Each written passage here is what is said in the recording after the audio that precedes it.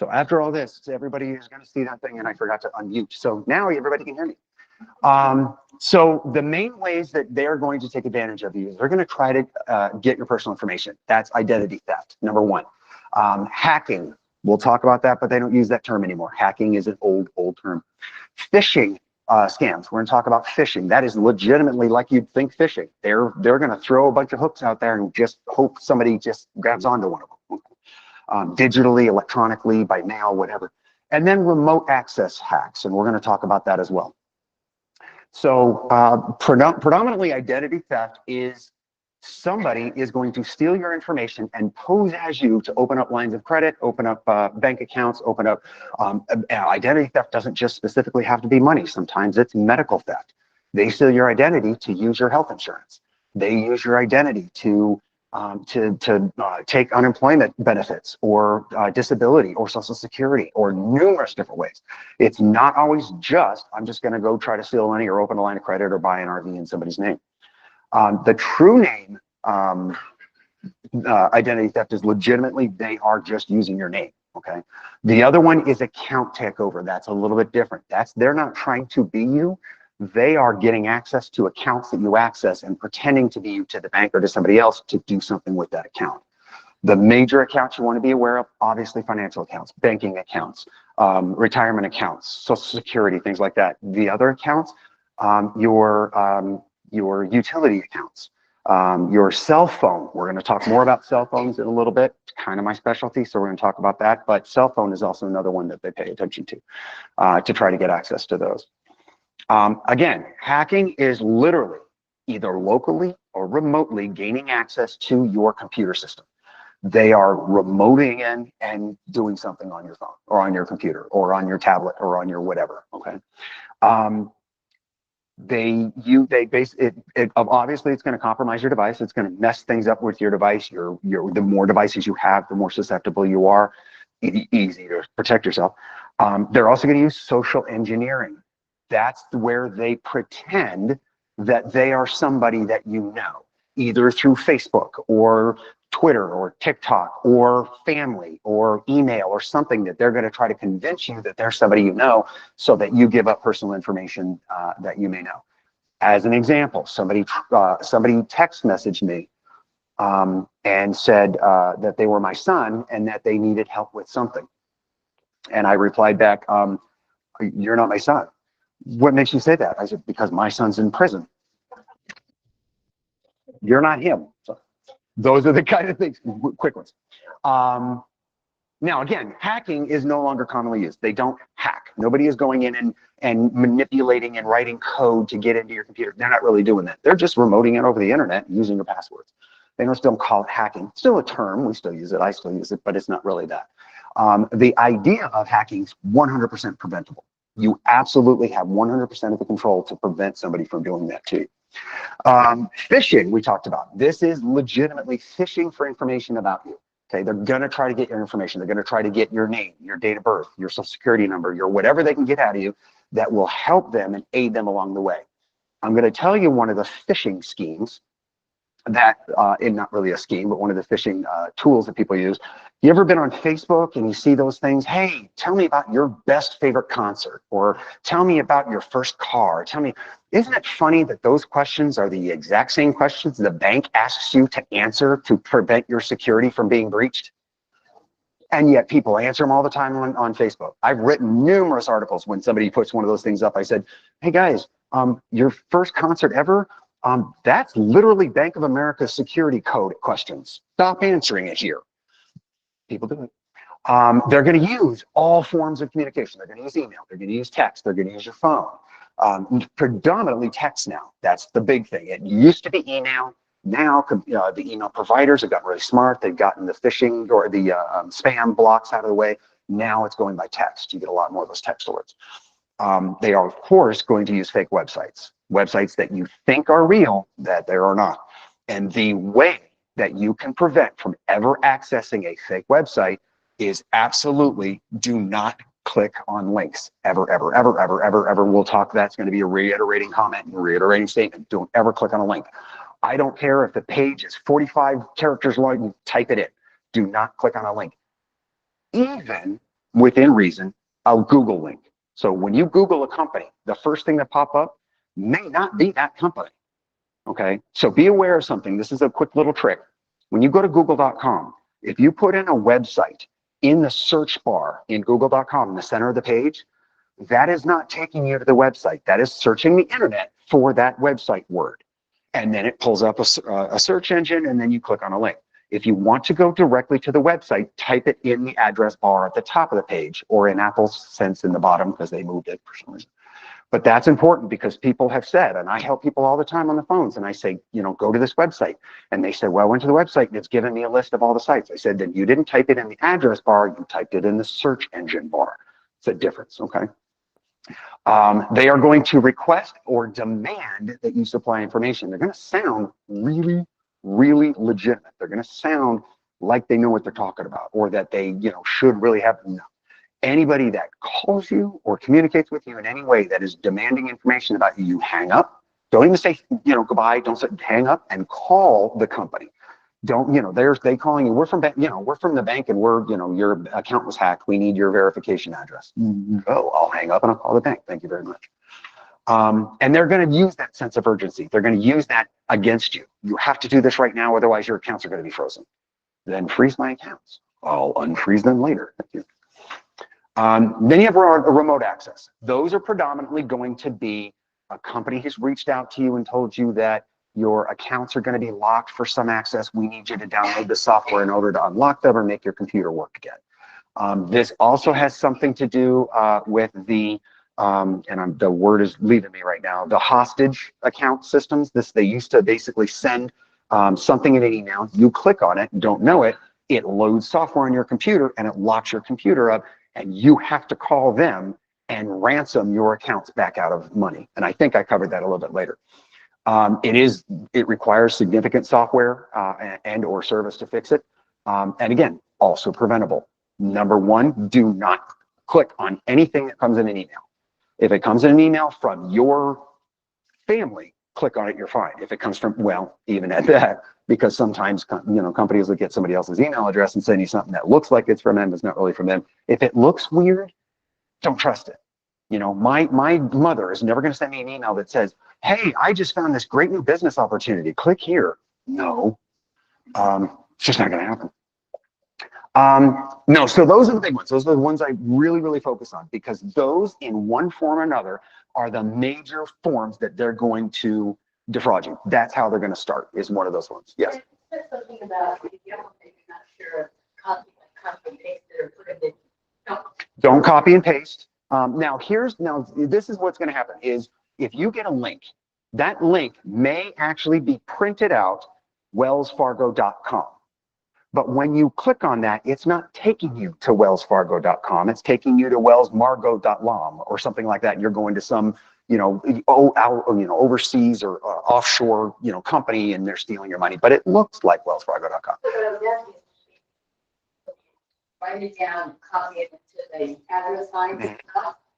Does that stop? If it's a scam, are you still reaching scam?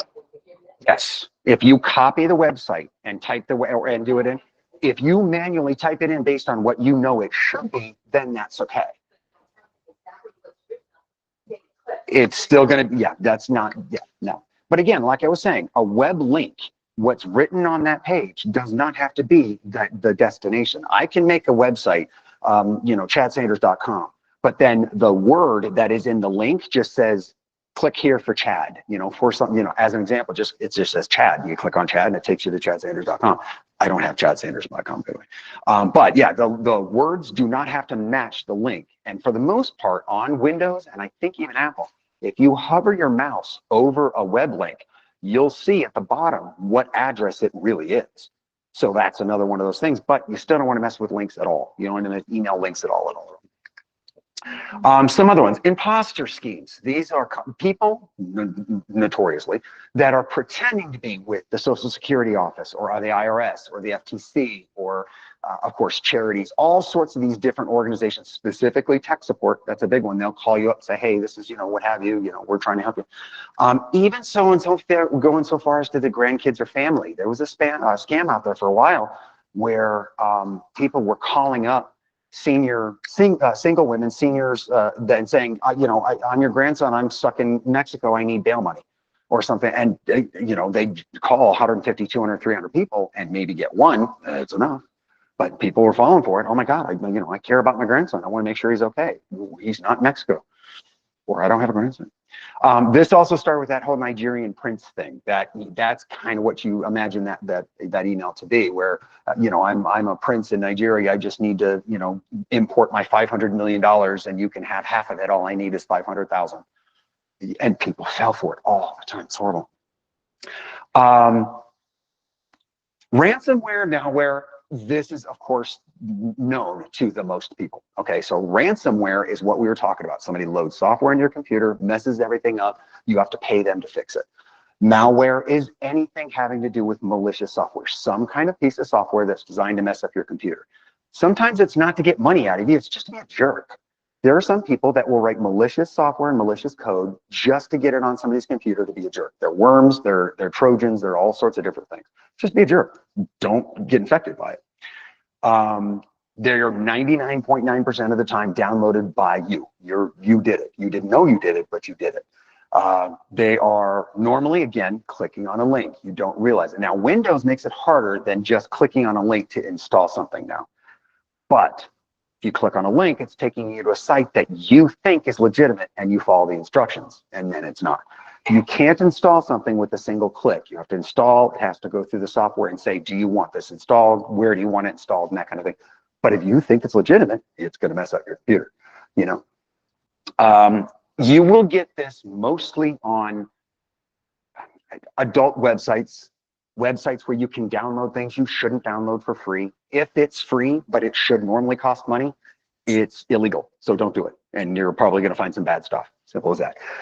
I would tell people most of the time, those are going to be some of these websites or software programs that say, hey, if you download this, you can watch free movies unlimited. You can watch streaming TV with no charges and no fees. Well, why is it $60 a month for a service to stream TV if this company's doing it for free? Because it's fake, and it's going to steal your money or your identification. And of course, it's going to lock out your data. It's going to demand money to unlock, and it's really expensive to fix. I'm going to give you the easiest way to prevent your computer, your tablet, your phone, your anything from being completely destroyed by anything, whether it's malicious or just something wrong.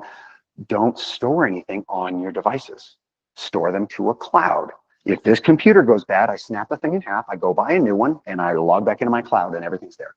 All my pictures, all my documents, all my files, all my projections, all my everything. My phone's the exact same way. Everything is backed up. Well, that's in the classes, learning how to do the backups and how to secure yourself. All of my devices are simply shells. iPad, iPhone, multiple phones. How many phones do I have, correct? Yeah. It depends on what you're using. So for example, Apple's cloud is in Cupertino. So if you have an iPhone, all of your data is stored either in Cupertino or data centers throughout the country. If it's Google, it's in San Francisco. There's numerous storage facilities that they're all over their data mine. Amazon also has numerous sites. Microsoft, which is OneDrive, they've got numerous sites, but it's all basically conglomerated to be your data is accessible. Those top four, Microsoft, Apple, Google, and Amazon, thank you. Those are the top four, and in my opinion, the most trustworthy. There is not going to be a situation where a multi-billion-dollar, and in Apple's and Google's term, trillion-dollar companies are going to jeopardize anything about their company for the security of your information. I trust Amazon and Google and Apple more than I would trust about anybody else with my storage, including something like Walmart. They have a storage unit now. Never going to use Walmart just because I don't trust Walmart. I don't think they're going to use my data. I just don't trust that they're not going to allow somebody else in there. And Google and Amazon and Apple will.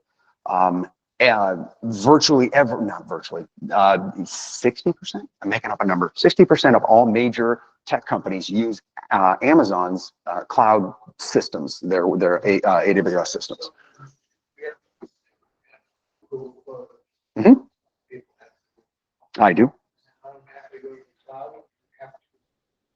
Google Photos in and of itself is the cloud. Yeah, that program, if told to back up, goes to the cloud. So Google uses their systems called Drive. Apple is called iCloud.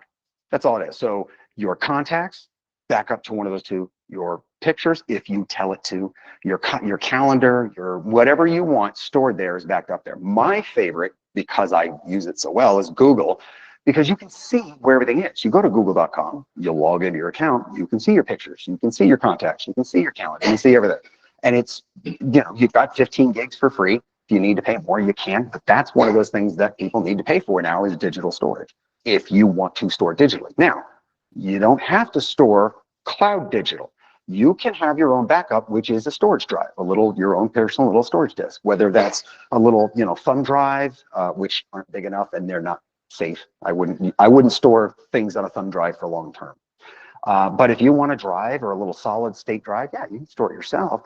Again, just means that you're gonna have to back it up on a regular basis to ensure you don't lose anything. You may get duplicates, that kind of thing. Cloud's just simple, it's easy, it's done. Think about it. Mhm. You can. Yes. Yes. With Apple or with Google Photos specifically, yes. So when you download Google Photos on any computer or on any device, whether it's your phone, your Android or your iPhone, you can back up everything and then with one button say delete everything from my device that has already been backed up to the cloud, and it will delete everything. Apple is different. iCloud, Apple in general, Apple Photos does not let you delete everything from your phone. It will say, let's limit the amount of storage because it'll then just store a thumb drive or a thumbnail or something like that. But that's the big thing, and I'll digress from this production. The biggest difference between Apple and Android is that Apple wants your device to be the center of your universe. They want your iPad, they want your iPhone to be the center of your digital world, okay? So all of your data is going to be downloaded to your device. That's why you have to do backup in your stores when you get a new iPhone. Google is completely different. Google doesn't want your device to be the center of your world. They want your data. They want Google to be the center of your world. They don't care how you get there. If you go to google.com on your Windows computer, they don't care. They're still making money. If you go it on your iPhone, doesn't matter. If they go on your Android, cool. If you buy a Pixel, awesome. Google's happy. They don't care. They want your eyes.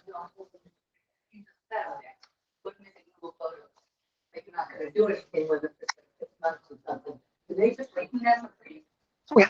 As long as you have 15 gigs of storage. If you need more than that, you have to fill up. I have in Google Photos 180 gigabytes of photos, probably in the neighborhood of 500,000 pictures. I'm the digital archivist of my family. Every picture ever taken, I've ever seen, every picture from my grandparents' house when my grandfather passed, I digitized and put into Google Photos. So everything's in there and shareable. I can, with one button, send every single picture, 500,000, well, not 500,000, 200,000 to somebody and they can look at them online. They're accessible. They're secure. Yeah, I pay for them. Yeah, I pay $24 a year. And that's for 200 gigs of storage, but I share it with 5 people. So my brother, my sister-in-law, my grandson, and my wife, we're all shared. They can't see my data unless I give them, we're just sharing the space, but yeah, so that's how I go. So, Chad, yes. you said OneDrive. OneDrive decided to swap. Yes. Yeah, that OneDrive is Microsoft's cloud system. They just call it OneDrive. Everybody has their own unique names. iCloud, Google Drive, Amazon. No, Google is OneDrive is Microsoft. Google Drive is Google's. Now, Google kind of is a little bit different world. Whereas iCloud just includes all your stuff, and OneDrive is you have to go there and put stuff there. Google Drive is everything individually itemized with your contact list, which is a separate website, and your contact or your calendar and your email and your whatever. Everybody has their own site, but it's still all actually stored technically in the drive. But if you went to google.com/drive, all you're going to see is your files. You're not going to see your contacts and your pictures. You have to go to each individual website. I want to go to my contacts, google.com/contacts, google.com/photos, google.com/calendar, whatever. You go there and you find it. So buying or selling scams. This is legitimately, I'm going to sell you something. It's not real. You're going to give me money. You're not going to get anything in return. Happens all the time. That's an old scam. Happened all the time. Now it's just happening in the digital world too. Fake billing scams, health and medical products. That was prevalent during COVID. They were selling fake COVID products. Mobile services, text messaging is going to be a big way that they're going to start doing this, buying and selling things. Of course, online shopping, overpayment scams. That's the one that said, hey, we actually, you overpaid for this product. We need to send you a refund of $89. Please enter your bank account information so we can send you a refund. And people fall for it all the time. Ooh, money, cool, all right. And then now, to be fair, the psychic and clairvoyant, that's a little tongue in cheek. Is it a scam? It is not to everybody, but the majority of them are. They are not giving you anything in real world tangible product. They're just giving you a peace of mind or a thought process or a concept. There are those that do it better than others. And if you find comfort in the information you get, then by all means take advantage of those, but be aware that there are those that are going to take advantage of you. Okay. So again, it is not a statement against psychics or clairvoyants.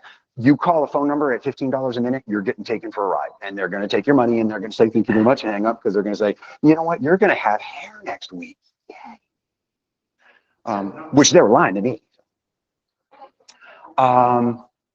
Gift card scams, that was a thing. It still is, but that was a thing. That is the #1 way fraudsters get their money, because it's non-traceable. I had a client who fell for the scam, did $500, went to the store and bought $500 worth of Apple gift cards, and issued, gave them this person over the internet. I felt so bad for him, but it happened. And again, like I said, they're hard to trace. Government agencies, businesses, legitimate companies will never ask you to pay them in gift cards. If somebody makes you buy a gift card, no. Mm-hmm.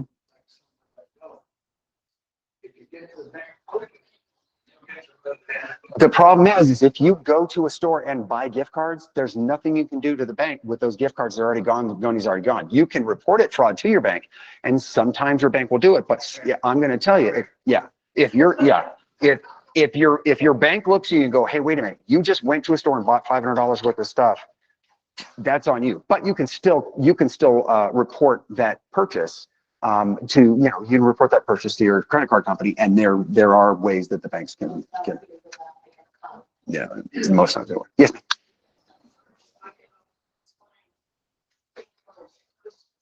Mm-hmm.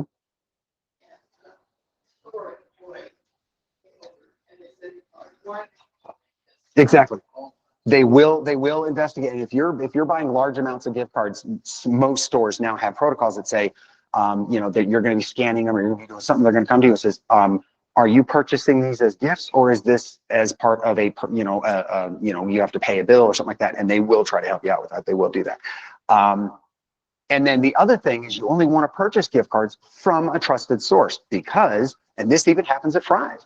It can't anymore, the way they changed it. But you used to go into Fry's and you buy a gift card, take it off the shelf, go in, scan it, or they scan it and say, I want $100 on there. Thank you very much. Here's your gift card. Walk away. Somebody has taken a picture of the gift card number, and once you buy it, they can then go in and use that money. Now, they can't do that anymore, because if you'll notice, if you buy a gift card now, it's all enclosed. So the code and the number and all that, it's now hidden behind paper, so you can't do that anymore. But they were doing that. They were taking pictures of gift cards, waiting for those gift cards to sell, and going in and using the gift cards before you had a chance to. That was the, what's that? Oh, with that, gotcha. Yeah. This is one of the largest scams out there, and this is what I just call dating and romance scams. These are normally somebody somewhere stringing a person along for this is a long con. This is a long time that they'll be stringing somebody along and eventually get taken advantage. So some woman in Argentina will call and speak with somebody or communicate with them over the internet, or somehow get in communication with somebody, and long con them into believing that they are a romantic involvement or a romantic thing or what have you. They normally use dating sites. They don't have to, but they do. They use those emotions and things like that. And then after they've gained your trust, they'll either try to elicit money. I want to come see you. I just don't have any money. Can you send me $3,000 for a plane ticket? just like that. I'll get you the money. I want to see it. The problem is, it's a 600-pound man named Bubba. Not really a real person, okay? Or they will, after a period of time, and they have shared photos back and forth, if you know what I mean, without getting rude, they will then blackmail you into saying, okay, if you don't send me money, I'm going to send all these photos that you've sent to me to your wife. So there a lot of, or husband, but normally wife. And I say normally wife because normally these kind of things are men, most of the time. And I say that because men, not that they're more gullible for it, but men are an easier target for women that can manipulate. Women are normally, for the most part, going to be a more suspect, and you have to do a lot more to con a woman into something. But it does happen. It happens a lot. Yes, ma'am.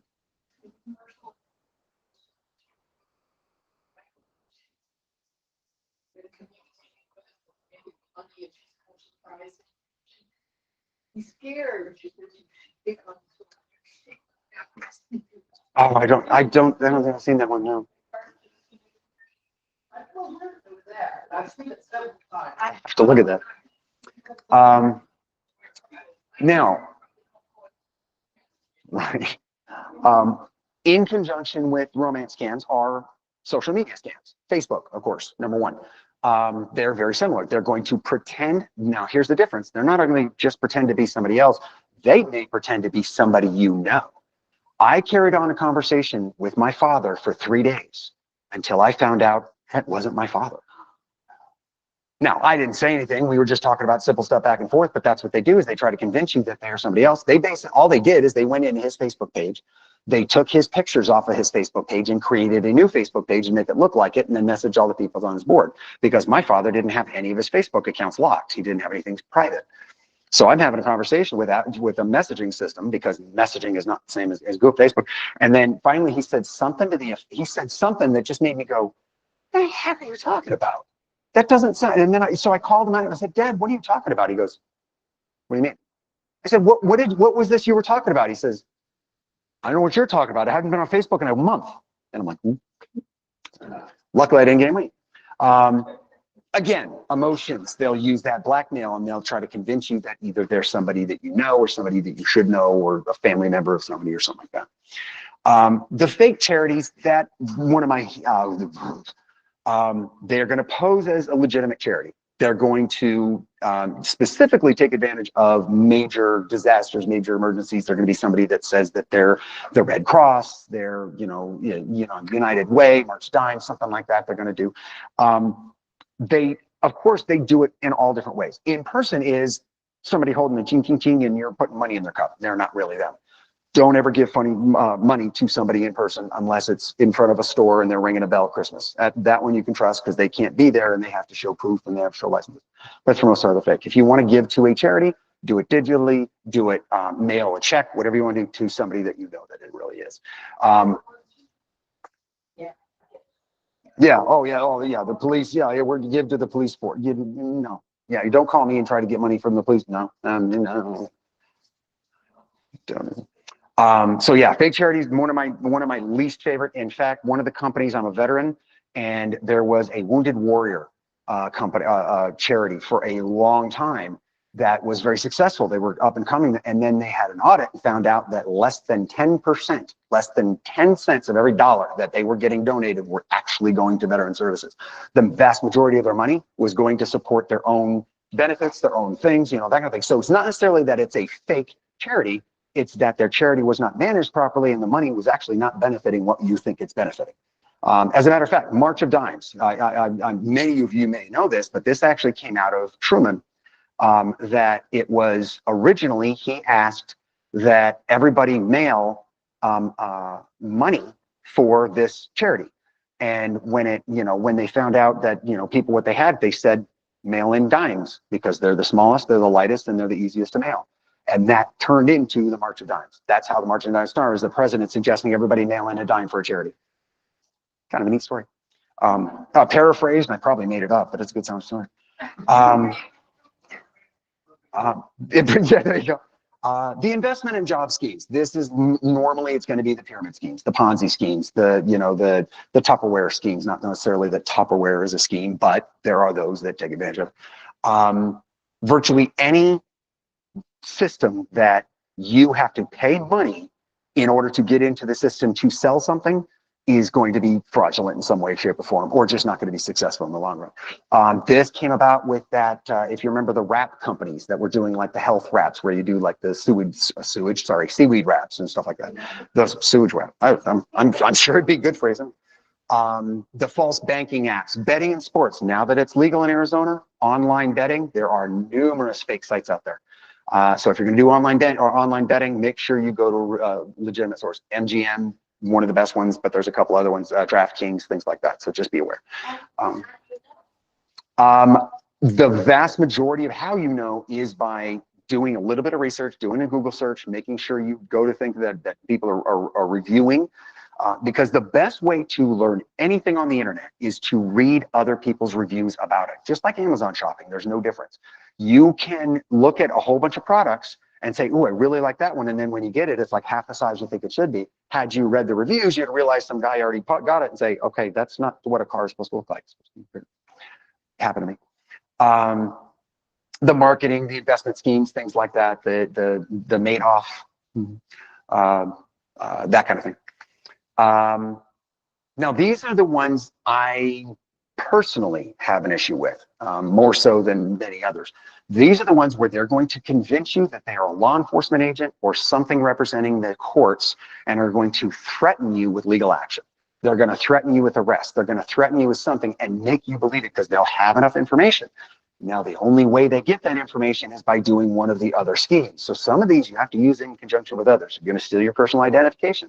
They're going to get enough information about you that they can access your Facebook page and then read stuff about you, about your history, about things that are going on.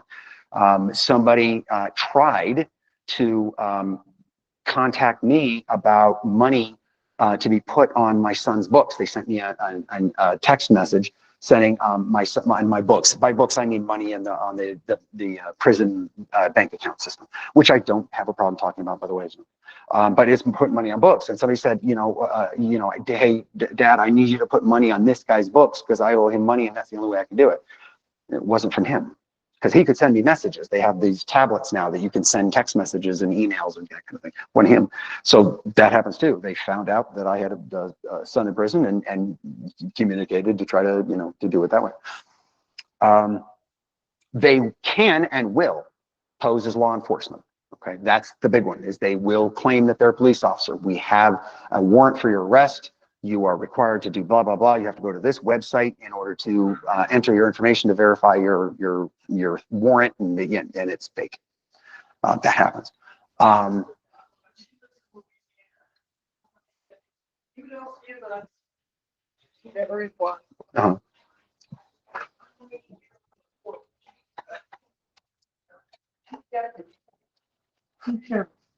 We're in the California.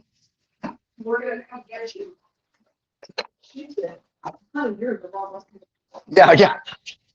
Come on over. I've got cookies. Yeah, I'll be here waiting for you. Yeah, and if anybody does that, it's legitimate. It's just like everything else. If they're on the phone, hang up. If it's a text, delete the conversation, report it as spam. If it's an email, report it as spam. That's all you can do. You can't do much more than that. I mean, you can report to the police department. Police department's not gonna do anything. It's just not gonna do any good. But you can. It's still there. And now, again, keep in mind that can be directed towards you or family. It could be somebody else saying, if you don't do this, your son is going to be arrested, or your wife is going to be arrested, or we have a ticket or whatever.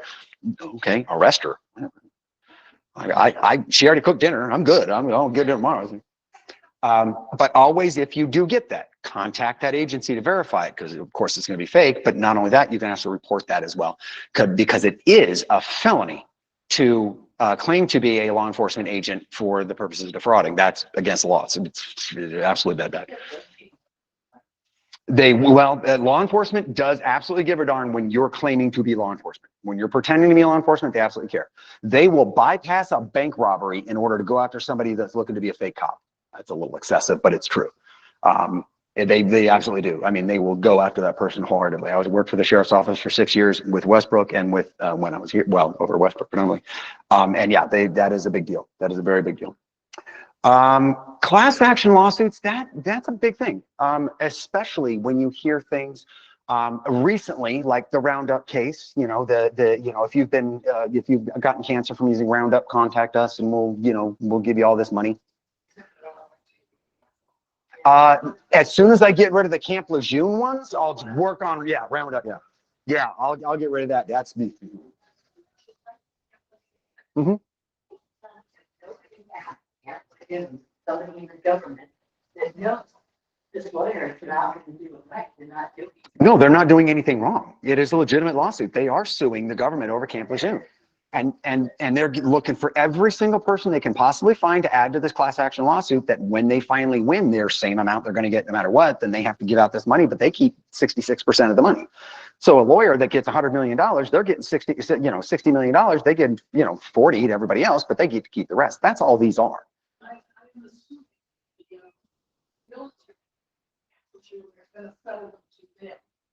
There has been corrective action that Camp Lejeune took because of that case, but now the people are class. Yeah, that's the thing, is that it's a class action lawsuit. It is not a civil, it is not a criminal lawsuit. It is a class action, which means we're gonna find as many different people that we can say are victims of yours, and we're going to sue you. The more victims we have, the more, presumably, the more money the courts are going to give, and then give the money and the lawyers walk away with all the money.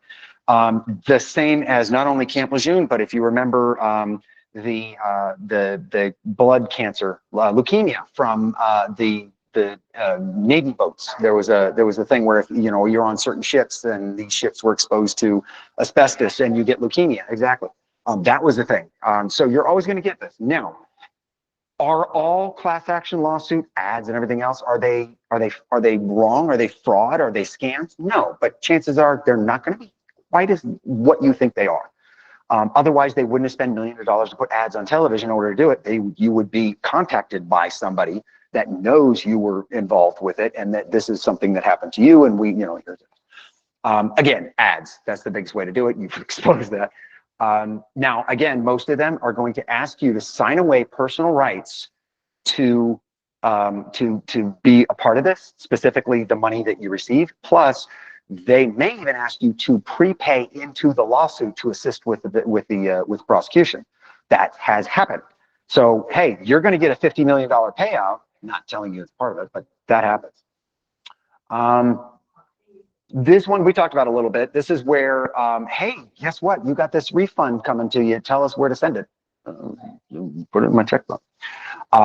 Sometimes it's inheritance. Your Uncle Joe passed away and left you, $200,000. Oh, I don't have an Uncle Joe. Don't know who you are. Of course, the rebate, that was a big one. Travel prizes, unclaimed lottery. I will tell you, Arizona, just like every other state, has a website. Don't know what it is off the top of my head. There's a website you can go to and type in your information, and it tells you if you have unclaimed money anywhere in the state. Normally tax returns, some type of a refund on like property taxes, something like that. Bank accounts you forgot about that they close, that you have money, they can't give that money away. They can't keep it. They have to get it back to you, but they don't know how to reach you. So you go look for it. I found $28. Something like that. Yeah.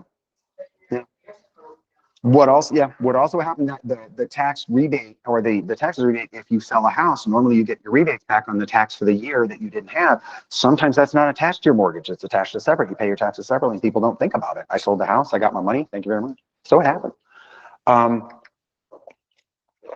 Of course, tax scams. And it is exactly what it is. Number one, it's somebody that is claiming to be a licensed, authorized tax preparer.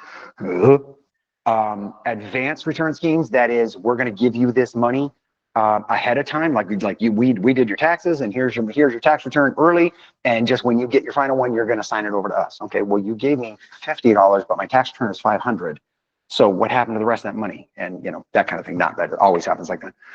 They're going to call and threaten you that you haven't paid your taxes, or you have back taxes or something like that. They're going to do threats in background.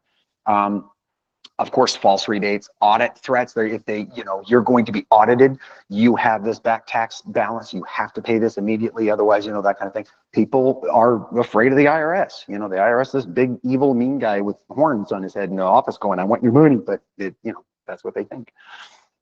Now, skimming, this is a physical scam.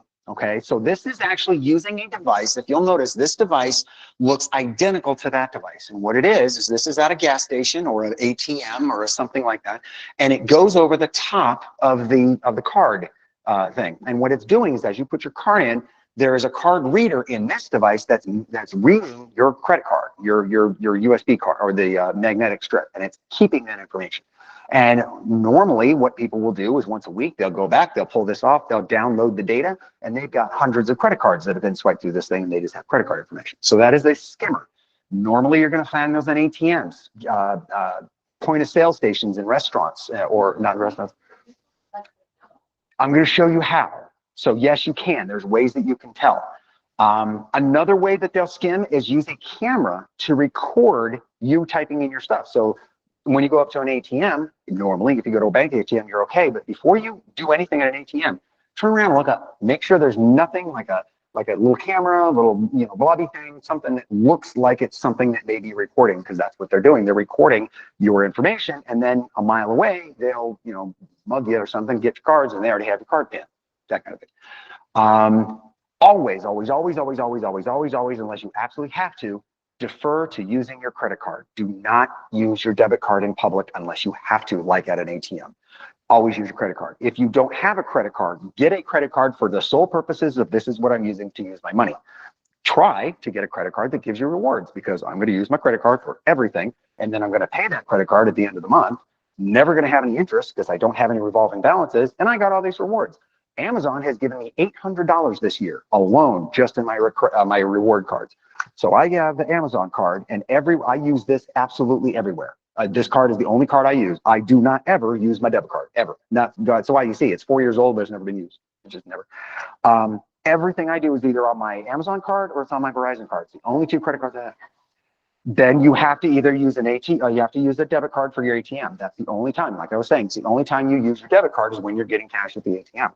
If you can avoid getting cash, there's no reason to have cash unless you have to have cash. Always use your card. There is not a place in this state that doesn't take a credit card. And if they do, I don't want to do business with them. I'm not doing business with anybody that's not using a credit card. And if you charge me to use my credit card, I'm not doing business with you either. AMPM can bite me. Pardon me. I'm not going to AMPM and spending 70 cents so they can use my, no, that's cost doing business. You want to do that? I'm not doing your money. But virtually everywhere, online, in person, everywhere, use a credit card. Do not use your debit card. Here's the reason. If I steal your money off of your debit card, it comes directly out of your checking account and you're broke until the bank fixes it. If I steal your money from your credit card, you report it to your credit card and your bank says, all right, it's not there. And you keep going. They're going to investigate, but you're not out. Your debit card is always going to be taken money from, and you have to fight to get it back 3, 4, 5 weeks down the road. That may be rent. That may be your insurance payments. That may be food that you don't have because all your money was wrapped up in a card. Okay. I also suggest having a separate account online that you transfer information into a card that's on your credit, so you don't have as much info on what card here. So this one, I got 50,000 in the bank, but there's only 5 on this. So if this does get hacked, they're not taking every bit of money I have. They're only taking what I put on here, and I'll transfer funds once a month or so.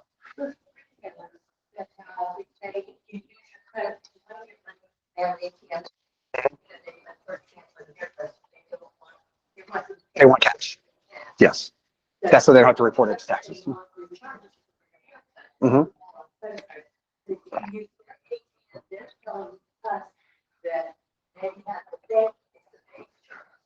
That's correct. So the money is not going to that retailer, it is going to the bank. The bank is charged. If you take money out of an ATM, one of those private little ATMs, yes, your bank is charging you normally $250, and that ATM is charging you $250 for using their card. So normally it's about $5 to get money out of a personal private ATM. Not any of that. The retailer gets the money that you give them in cash. They don't get any of that cash money.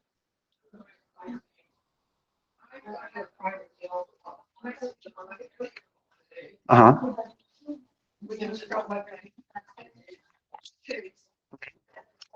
They were freezing my card. A fraudulent claim, yeah. Good. Good. What's going on? Yeah. Somebody in Abu Dhabi and somebody in a small African country. Yep. That probably means your account was accessed online and they used it digitally somewhere else. Yep. Back up, I said, "Three years because you were using the card at the exact time." Yes. Well, even if you weren't using it at that exact time, you're not in Abu Dhabi, so you're safe. Yeah, and the bank will secure it. Yeah, easier for the bank to fight a credit card charge than a debit card charge. Much, much easier. Yes. Oh, sure. Are they blowing out with wind? I'm sorry. Are you guys?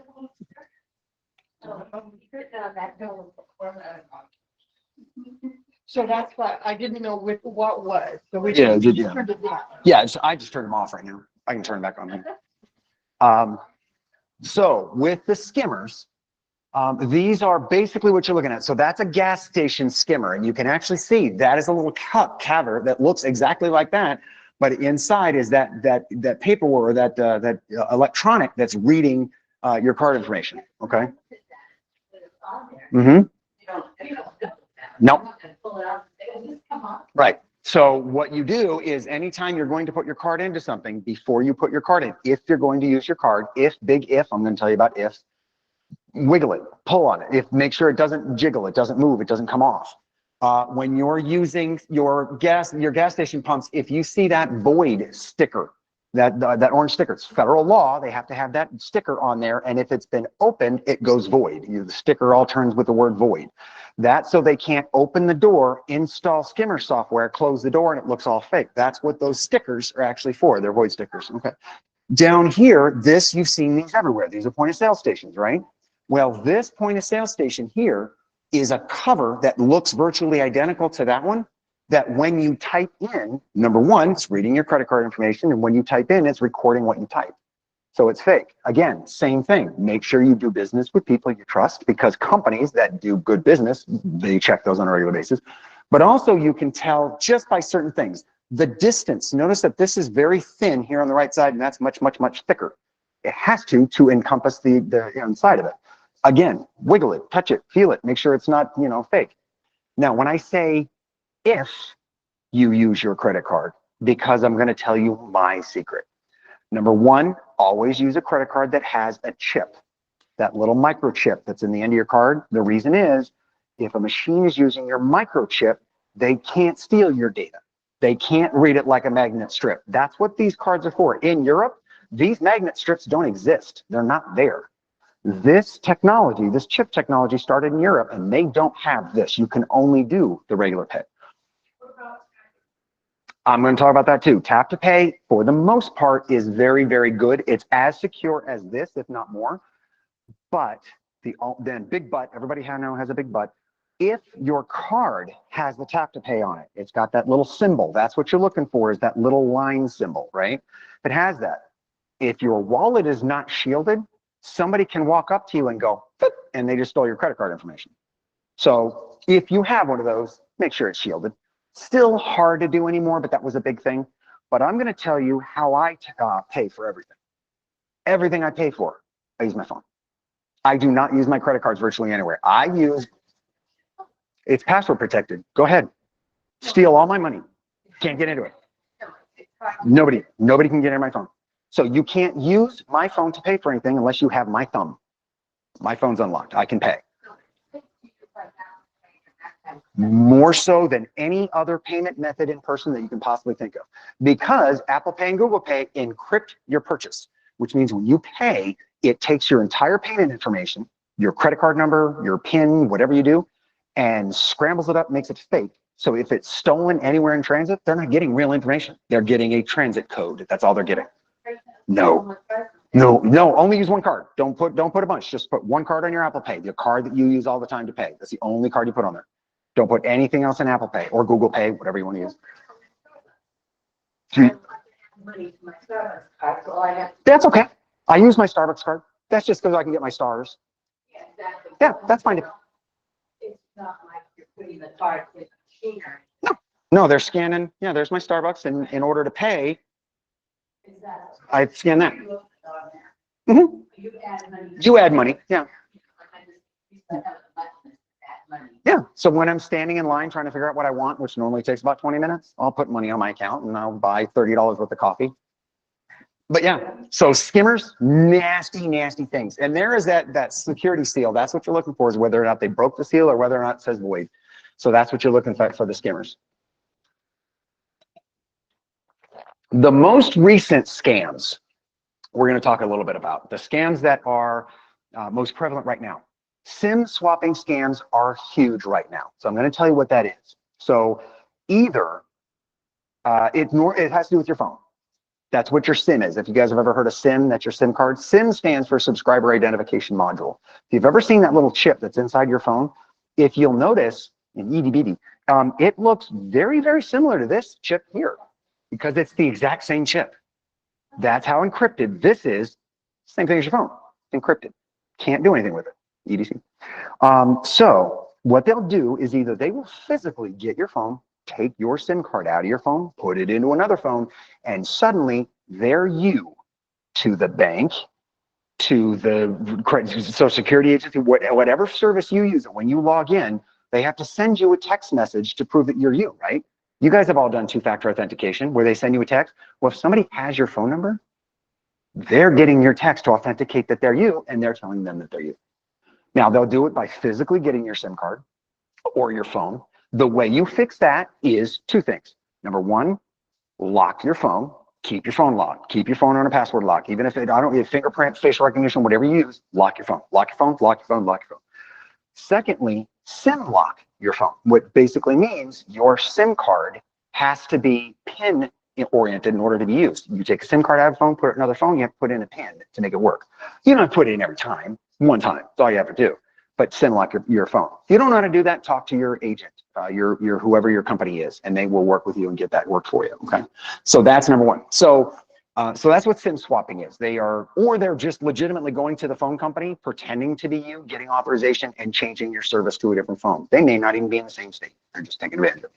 That's why you make sure you use password security, use two-factor authentication when available, and encrypt your data. And we're going to talk about another way to encrypt data here. It's passwords. We're going to talk about that here in a little bit. Obviously, coronavirus and COVID were major, major scams. The Medicare open enrollment scam was huge. They were telling people, go to this website to enroll in Medicare, not Medicare, and they're just taking your information. I'm in a class, Whitney. So security, that's an ongoing scam that's always being used. They're always going to take advantage of you in Social Security. It just does. Zurich, you might have heard about that. That is coming to a close. There was a huge real estate scam where they were teaching people to flip homes. And you were paying for this to learn how to flip homes, and many, many people got stolen. And then the Equifax breach. There's a lot of companies that have fake websites to expose you to these credit card breaches. Most of them saying because you were exposed, here's 100 days or a year or something worth of private security protection, that kind of thing. There's that SIM swapping I was telling you about. So it is specifically mobile telephone number theft. They are either physically stealing your device, like I talked about, or they're just contacting your carrier and changing your information, putting it on a different phone. If you ever find your phone number is not working, number one, power cycle it, turn it off, turn it back on. If it's still not working, immediately call your carrier. Every single phone, whether it works or not, can still dial the carrier just by dialing 611. All you have to do is dial 611. It's a neat trick, easy to remember. 411 is information, 911 is emergency, 611 is telephone repair. If you go to a payphone and it doesn't work, you hit 611 and you get to telephone repair. Nobody has payphones anymore. It was. And again, they're using that number to specifically gain information to financial institutions, medical information, anything they can do that uses two-factor, especially social media accounts too. So if they have access to your social media, then guess what? They can go back to that other scam, pretend that they're you, and scam other people, and horrible people out there. The coronavirus scam, they're legitimately just selling fake products, the masks, test kits, things like that. They're looking for the donations. That was a big thing, especially during hurricanes and things like that. They're saying, hey, donate money to the victims of this horrible thing.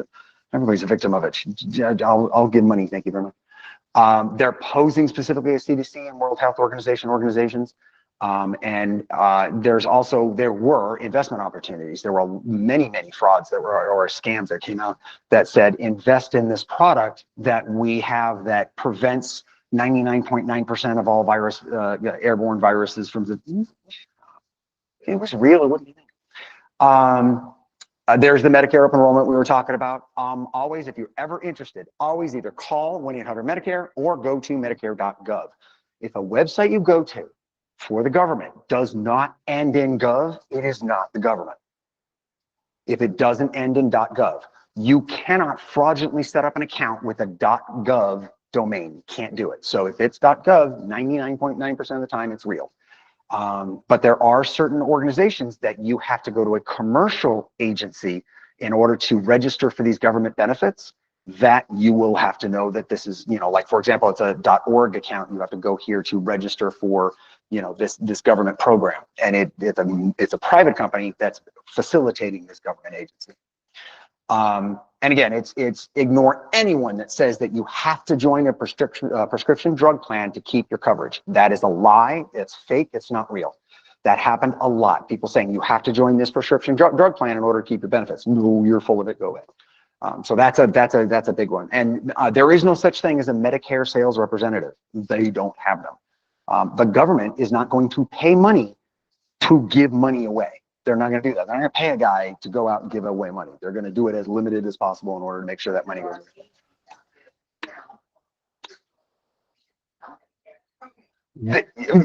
They sell plans, yes, but they not the government benefit. So it's not from the government. It's not a government organization. They're taking it around.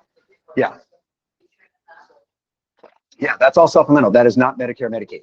So Medicaid state, Medicare federal, there's no organization or there's no group or person that sells those benefits. They sell supplemental insurance that covers more than what Medicare, Medicaid would cover. That you're actually buying insurance. Mm-hmm.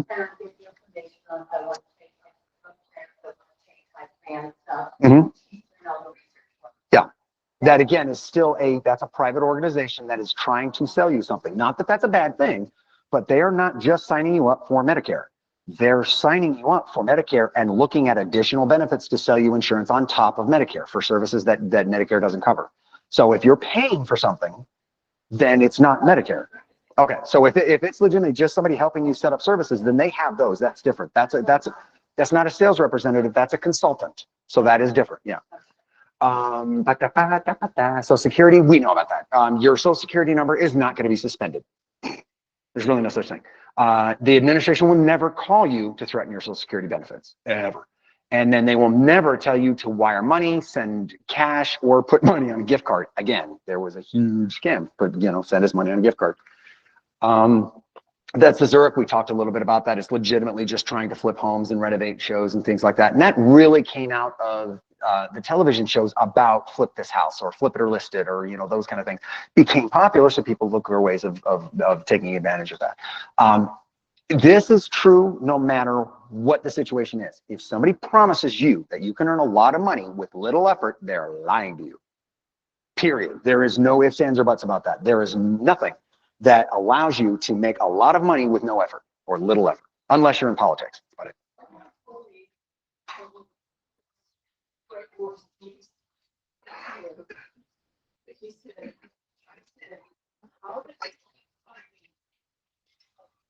commercials.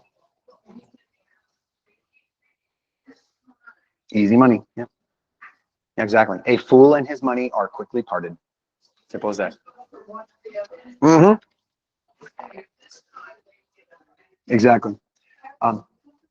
Yes, absolutely. I opened a book. The Equifax breach, fake settlement sites. They're just settlements to try to, get you to fill out information, okay? Because they're not always going to try to steal from you. Sometimes they're just going to try to get you to type in information. It's enough information they can then use for another scam or some other reason.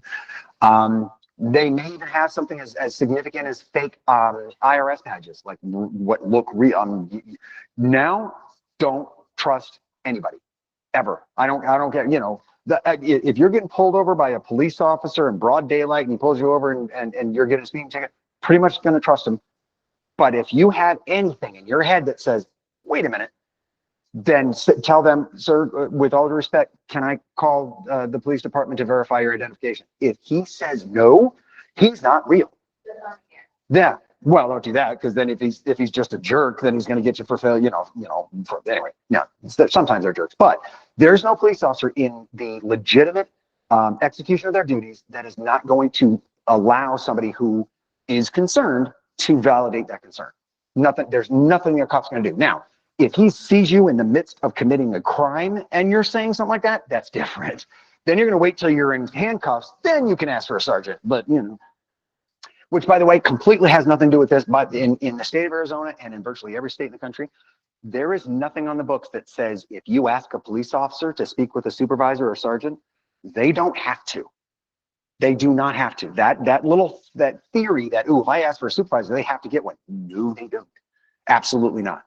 They can and will in most cases as a courtesy to you, but they do not have to. In fact, one of my favorite ones, it's out of Pinal County. There's a police officer that does just a YouTube show. I mean, they follow him around, kind of like cops. And some guy was just one of those just talking stuff. And he said, I want to speak with your supervisor. Okay, you can call this number. You can speak with him. His hours are blah, blah, blah, blah, blah. No, I want him here. No, that's what he said. He said no and continued with the stop. And I'm like, that was cool. Anyway, don't ever verify information. You never have to pay to file a legitimate claim on any lawsuit.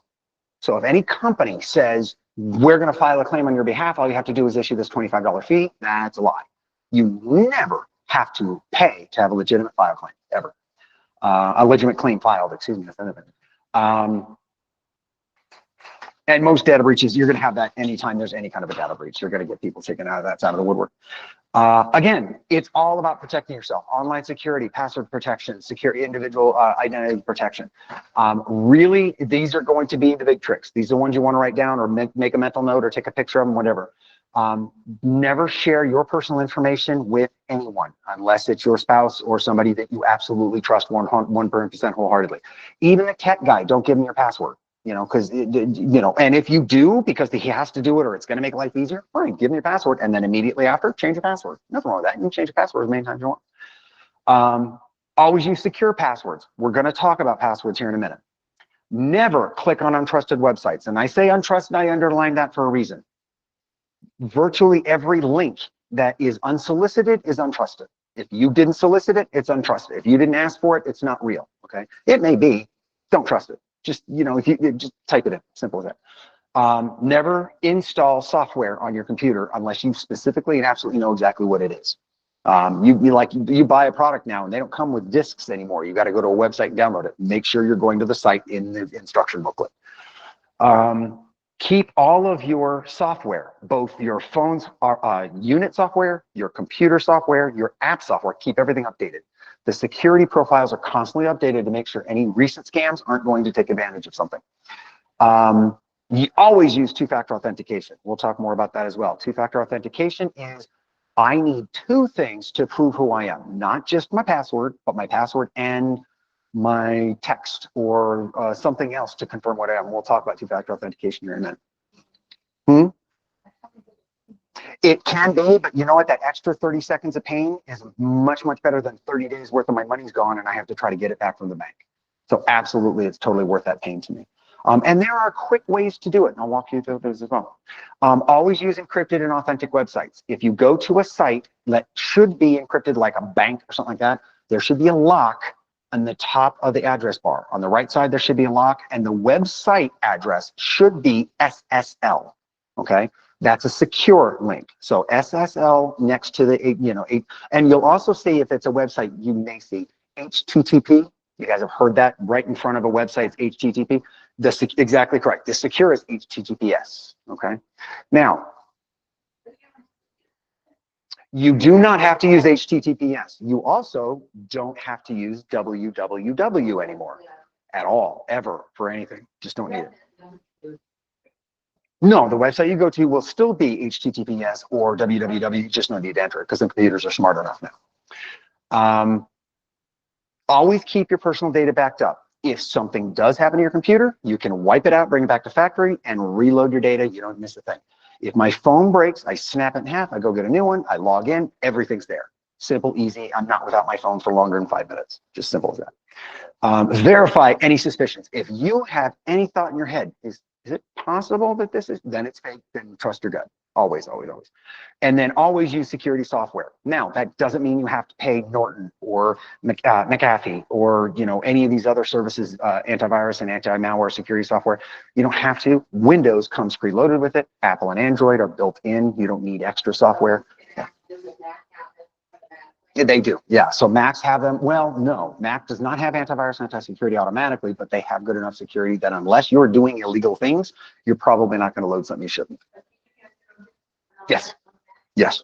Yeah. The misconception that Mac computers can't get viruses like Windows, completely wrong. The only reason it was true is because there were a lot less of them, so people didn't write code for them. Now there's a lot of Macs, so now they write code. That's all it was. It's not horrible, yeah. But again, it just comes down to personal security. They can't get something on your computer unless you let them in. How to avoid all these. Always, always trust but verify. Do your searches online. Make sure you're looking into what it is. Do just simples and you'll find people. The people that you read memory or read history from, they'll tell you what's really going on. They'll see it. No, it's real. Don't ever believe your caller ID. Caller ID is fake. It's not real. It's not a real thing anymore. Okay, so you can get caller ID from Barack Obama. It's not Barack Obama. Problem. I'm just saying. Because caller ID is fake. It's just there's no reason to. Don't ever trust a promise. Simple. Consider how you pay. Again, use credit over debit. Always use credit over debit. Credit is safer. It's got security protocols in place, way, way, way more secure. If you get a robocall, if you get any kind of a phone call from an unsolicited person you want to talk to, simply hang up. Don't talk to them. Don't say anything. Don't do anything. Just hang up. The idea that if you say a word, they're going to record it and use it against you later really doesn't happen. But don't give them a reason to believe that the person that they're speaking with is a real human being. I'm going to tell you why that is. When companies have call lists of who they're going to call, there's three different kinds. There's cold calls, there's warm calls, and there's hot calls. Okay, cold call is the phone book. They're just calling every phone number in the phone book. Okay, that's a cold call. Once they determine that that phone number is a human being, that turns into a warm call.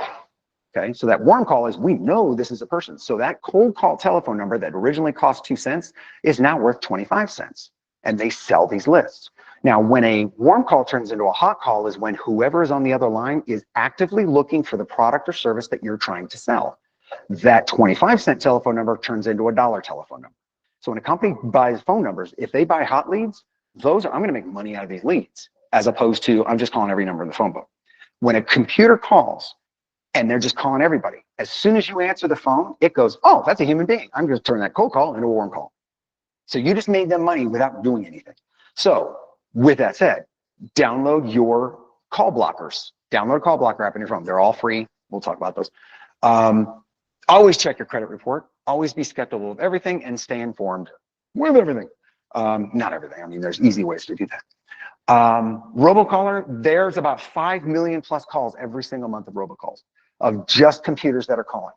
All major telephone companies are fighting it and have legislation online right now to fight it and combat it and make it illegal. The problem is we pass a law in the United States. All these companies are off seas, so they're not anything that we can initiate laws for. We're writing legislation that says if you're going to call into the United States, you're subject to United States law. That's our legislation. You can, you report those as call blockers. So if you have a call blocker app that is crowdsourced, when you report a number as fraud, every other person that's using that application sees that number as fraud and will be less likely to get that call. And you can change the level of calls that you allow in. You can say, if it's just maybe fraud, let it come through. If it's probably fraud, block it. If it's really, really fraud, block it. And you can change it. Block everything. Oh, that I know? I think we talk about it. No more robo. Maybe talking to a computer, auto dialing, call spoofing. I think the ones that I use, well, I think it's on my next screen. Let me jump in there real quick. Get in there. Yeah. So if you're with AT&T, Call Protect. That's the one that they use. If you're with Sprint, it's Caller ID. And if you're T-Mobile, Name ID. And Verizon is Call Filter. These are the ones if you don't want to use one of the major companies. And by the way, Sprint and T-Mobile are the same now. So I don't know. I think it's Name ID is what they use. But Nomo Robo, I like that one. True Caller's okay. Hiya, I don't love it, but it's there. But the three from the major companies are the good ones because they're spam reporting all of their calls for all of their customers, and they're over 100 million.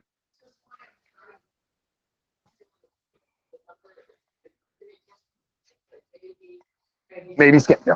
Yeah, in fact, software, your phone, your iPhone and Androids now have it built into the operating system that if they get a number in that has been reported as fraud for the company, then they'll also report it with the device. So it's coming in the phones as well. If you can, cell phones and home phones, register your telephone number with donotcall.gov. It's a national do not call registry. It's not a guarantee, but at least the companies that are legitimate won't call you. The illegitimate companies, they don't care. Don't answer numbers you don't recognize. Just don't. You can put an iPhone, you can go in them so far as to say, don't, if my phone rings, if it's not in my contact list, don't ring. I don't want to hear it. And if they need to leave a message, they'll leave a message. You don't have to answer every call that comes in. Let them leave a message. That's what voicemail's for. It's free. Again, don't speak, don't push buttons. Don't say if you'd like to, if you like to be put on our do not call list, press 7. All you're doing is proving you're human. Don't ever give information. Call the business. If they say something that makes you think, hang up, call the business. And again, using the call blocking apps, I actually, the ones that we mentioned. I think I did that twice. Oh yeah, all companies have a spam. You can forward text messages. This is specifically with texting. You can forward a text to spam, to 7726. So forward that text message to 7726 and it reports it to the FCC for spam. Don't respond to a text. Don't reply to a text. Delete it. On Android, if you're using the new operating software, you can actually block, or it even says, is this text spam? And you hit spam. I think iPhone's going to be doing that soon. iPhone's a little confusing with text messaging because be aware, if it's a text, it's on an iPhone. If it's a text message, it's green. If your message is blue, it's not a text message. It's an iMessage, totally different. If you get a spam iMessage, they're messaging from you an Apple account. So, Mhm. I don't have them in my contact list. If I have a spam filter, like the registered to Verizon, Mhm. are they going to be able to leave me a message? Yes. Yeah. No. In fact, I get most of the time, I get a voicemail. I don't get a phone call. I don't get a notification call came in. I just get a voicemail, and that means the call was blocked. I got a voice message. So it comes through as a message. You can tell it. You can tell the software, don't leave me a message if it's a spam, but it get a message right then. So I just delete the message. Did we go into, those are the blockers, good. That's yours, that you own that. So very quickly, World Wide Web. This is just a very broad overview of the internet as it is right now. The internet has 3 parts. It has the surface web, the deep web, and the dark web, okay? The surface web is just what you know, the websites you can go to right now. Those are that's the internet that you know. That is a very small percentage of the internet as a whole. The deep web are all the websites you can't physically get to, but they're on the internet. They're medical records, they're financial information, things like that. You can't go to a website to see it, but they're on the internet. Because be aware, the internet is not just some big computer somewhere. The internet is every computer that is connected everywhere. So this is all of the information that is on the deep web. You need to know, you don't have to have any idea of what it is, but you need to know about the dark web. That's where the bad people are doing stuff. That's where they're legitimately trafficking in human bodies. They're trafficking in organs. They're buying and selling drugs. They're buying in mostly with that cryptocurrency. That's where the really bad stuff happens, is right there. So be aware, dark web, you can't get to the dark web. I've been on the dark web twice. The 3rd time I tried, the FBI called me. Not kidding. Not kidding at all. So I was doing research for a class like this, and the 3rd time I tried to get on the dark web, I was contacted by the FBI. Is there something in particular you're looking for? And I said, no, I'm doing research for blah, blah, blah. And I had to give him some information. He said, you're good. Don't go there again. I'm like, okay, I'm not going to go there again. Thank you, sir. Yes. Tor sites, they're mostly they're going to be torrent. Torrent sites are like share file sites. So I can pirate a movie. I can download a movie and put it on a Tor site, and they're encrypted, which means I can send out an invite to anybody in the world and say, hey, come download this movie for free.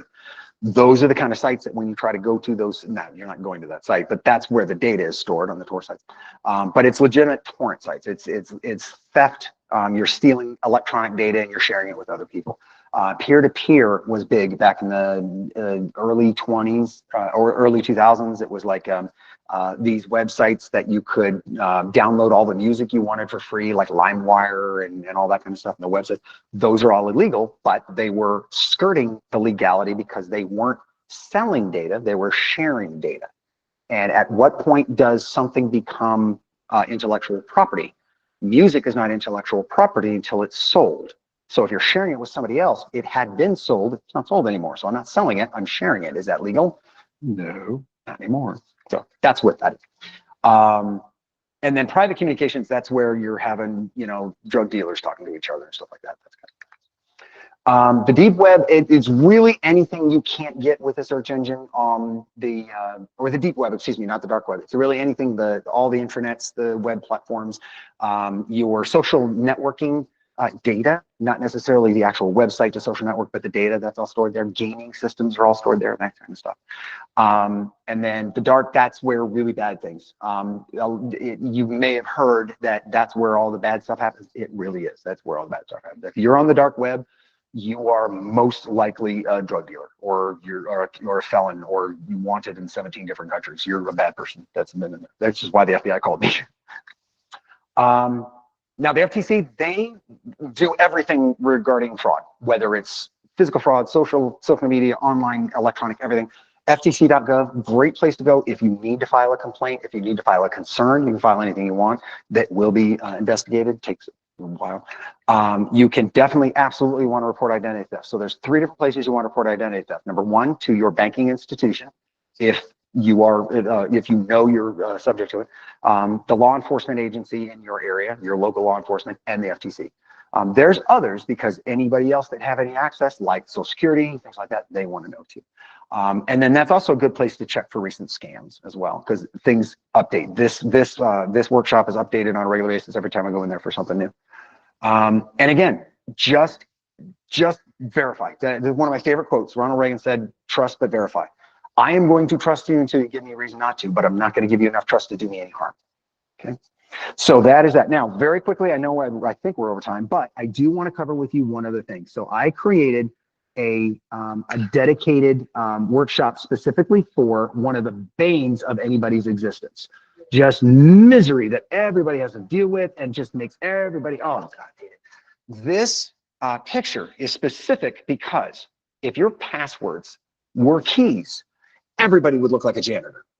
You're supposed to have a different password for every website. It has to be different. It has to be 8 characters. We're going to cover passwords real quick. So yes, you have to have a password for everything. Okay, different kinds of passwords, different reasons for passwords, but you have to have a password for everything. They are the keys to your lock. So a password is key. Think of it just, it's your key. Okay, the more complex the key, the harder it is to get in the lock. Simple as that. Your username is your lock. Whatever your username is. That's why you have 2 pieces. You have your username, you have your password. Okay. Never use the same password across multiple accounts.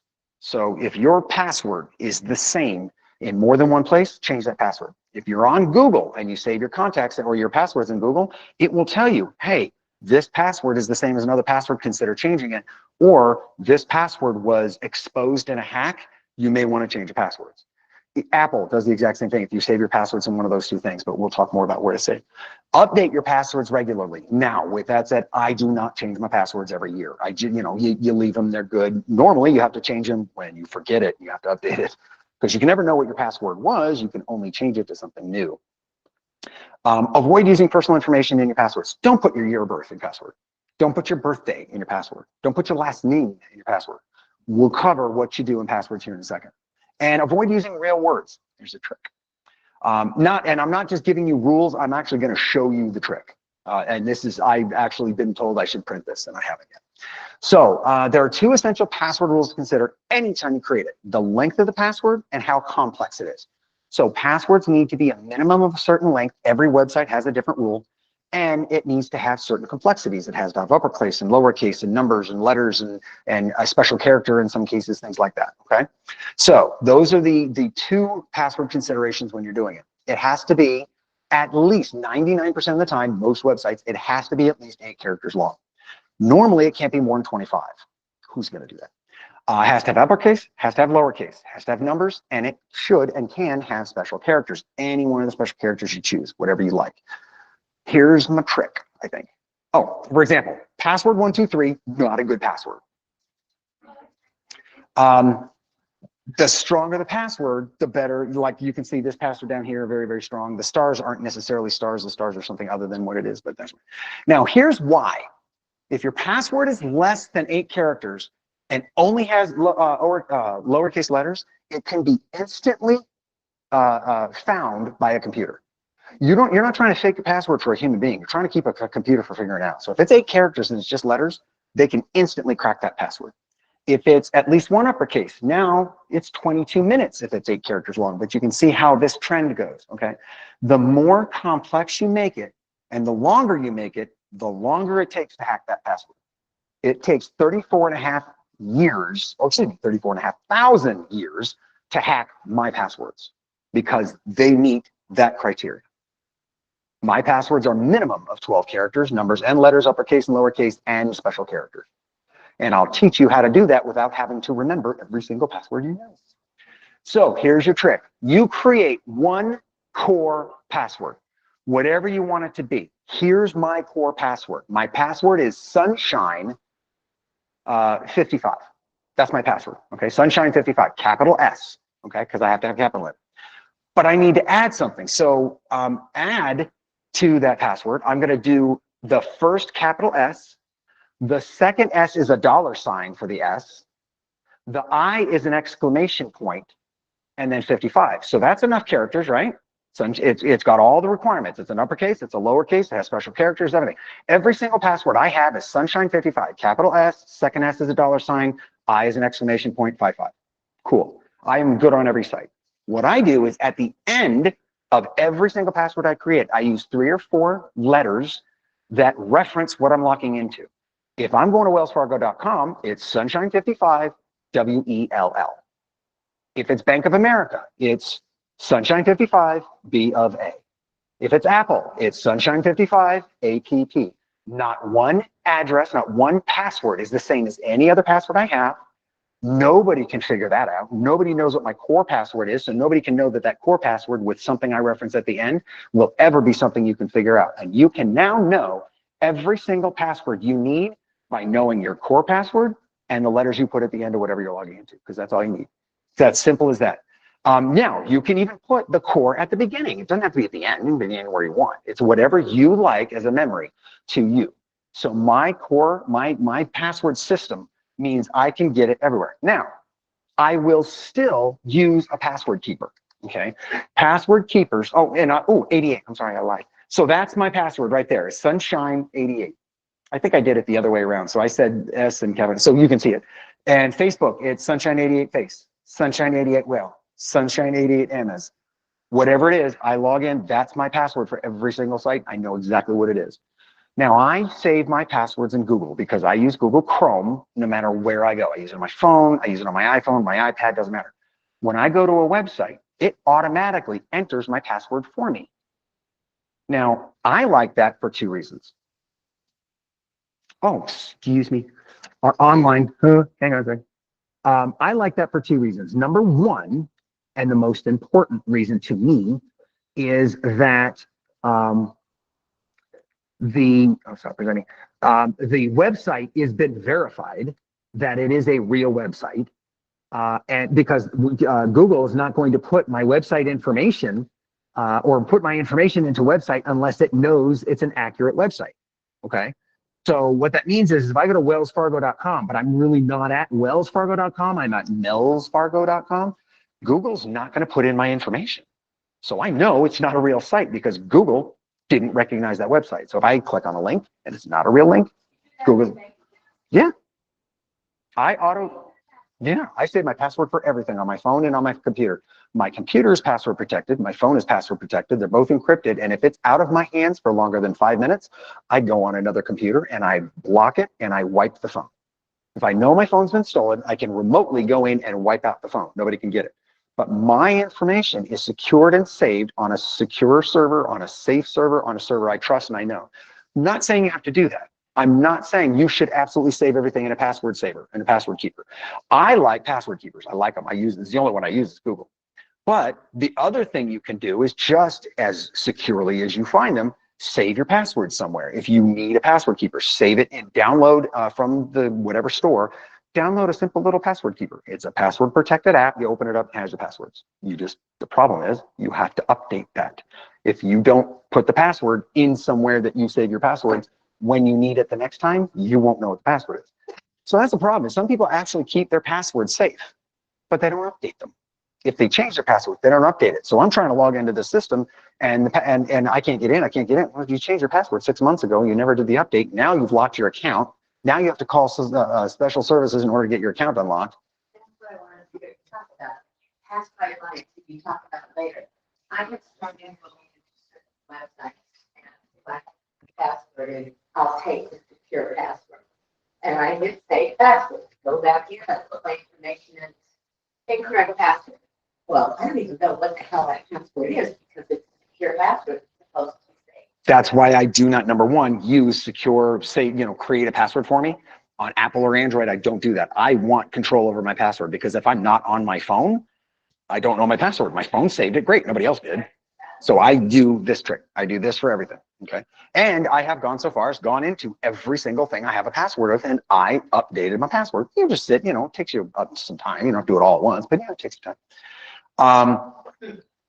Your two-factor authentication, that is an important thing. It's on top of password. So two-factor is number one, something you know, something you have, or something you are. Something you are means fingerprint or facial recognition or something like that. Something you know is a second piece of information, like a question that you answered that you have a secondary information or your cell phone number. Well, no, normally it's something you know is like, hey, who was your best friend in college? Something like that. It's a question that you answered for this site when you created the encryption. Or something you have, your cell phone. Okay, so it's going to be two-factor. It's going to be biometric, which is finger, face, whatever. It's going to be a one-time password where they send you something. It's a one-time code to get in. It's going to be multi-factor authentication, which is not used as much anymore. But it's basically instead of just two-factor, you have to do two things instead of just one. Those are more secure. Like when I log into ID.me. Which is a government site for verification systems. You not only have to know your username, you have to know your password, you then have to get an email with a verification code, and you have to answer another piece of information. That's multi-factor, and because that's government. Tokens and social logins. The two-factor, it's use your phone and verify it, put it in, you're done, okay? Or a lot of companies now are doing where they send something to your phone, all you do is click on a link and said, is that you trying to access? You said yes, and the website updates. So that's the next thing. So that's two-factor as well. Biometrics, facial recognition, finger recognition. You have to use your fingerprint to unlock Google Pay or Apple Pay in order to use it. That's biometric, okay? Whether it's facial, fingerprint, whatever the recognition is. One-time passwords, that's the generator. That's where they send you a 6-digit, 8-digit code or something. You have to type that in as a secondary purpose, okay? Multi-factor authentication, that's what I was talking about, where you use multiple things at the same time, not just one thing. Plus, it could also be now location. It will only let you into the website if it knows you're at home. Because your phone has GPS capability and it can track your location. You say, yes, I am here, I'm using it, I'm trying to get in. Cool, awesome. I don't use that one. Tokens, most people don't use these anymore. Tokens are using a USB drive or a separate, like a keychain drive that has a number in it. And when you try to log into something, this changes every 30 seconds. And as soon as you try to log in, you have to type in that number on the keychain. Most people don't use that. That's normally something companies do. But the other thing you could do are things like these. These are security keys. So when you try to do something like a computer, in order to get into the computer, you physically put this USB in your computer and unlock your computer, then you can do stuff. I don't like these. I think you should do enough with digital security. You should not need a USB because if you lose a USB, then you're in trouble and you got to reset everything. Social logins, that's where you see at the bottom of an account or something like this, use Facebook or Twitter or Google to log in, or you see these things. Do not do that ever, ever, ever, ever, ever, ever, ever, ever, ever, ever, ever. Because when you do that, you have to give permission to these companies to have access to whatever you're trying to log into. Create a username, create an email address and password. Speaking of email addresses, make sure you only use one email address for everything you log into. If that means you create a new one, so be it. You know how many people know their password, but they don't know what email address they use to log in with? Disney will make your life miserable. If you try to go to Disney Plus so you can watch a movie and you forgot what email address you used, you basically have to give them your life savings in order to get back into your account. It's miserable. Mickey just wants your money, I'm telling you. But do not use social logins. My personal opinion, you feel free to do what you like. I would never, ever, ever, ever, ever do that. How to save your passwords. Like I said, I use the browser. I use Google browser, which is Chrome. You can use Safari browser. Both of those two browsers, which are the two most prevalent, use or have password keepers built into them. You can actually access your settings and see your passwords. I think Edge does too, but nobody uses Edge on anything except a Windows computer, so it would be worthless to your phone. Use a password keeper app. I like them. I'll give you some ideas, but those are legitimately just separate standalone apps on your phone that either are free or you pay a nominal fee for, or you pay a monthly fee for. The difference between them is if it's free, saves on your phone. You can access it, you can unlock it, you can see your passwords. If it's a one-time charge, it has more features. It has, password authenticators and other things you can do. If it's a monthly fee, that normally means it's got an online backup server that you can then share with other companies or share with other computers, I should say. So I can see all my passwords from one on a laptop. That's why I use Google Chrome, way safer, simpler, easier, simple, easy. You can keep them in your contact list. Not secure, but if your phone's password protected, you're okay. Don't like that. I wouldn't save them in my contact list. You could keep them in your note app, whatever note app you have. That is the least secure option, okay? If you, again, password protected, you can keep in there, that's okay. The last resort is write them down somewhere. Now, you don't have to write down every single password, just the ones that are really important. And if you don't go in there that often, you just have to reset your password every time you go in. Not a big deal, it's an email. These are the password apps I like and have used in the past. LastPass is my favorite.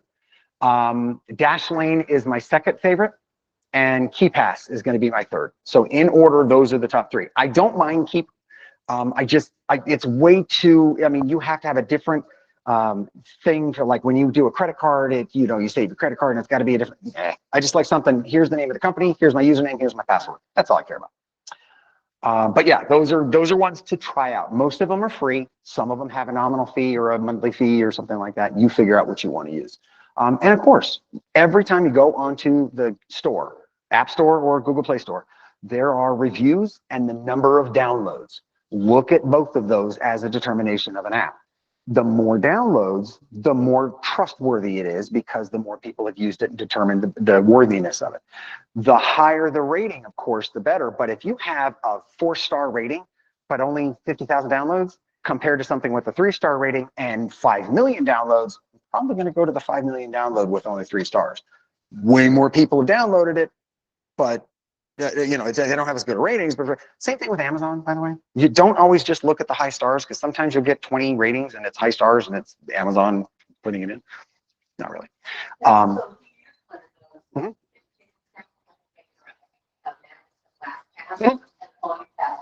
Yep, you click on LastPass. It normally requires you to put in a code, normally a 4-digit number, a secure code. Type in that number, you can see all your passwords. You can do whatever you want. Sometimes it'll even auto enter them for you if you want.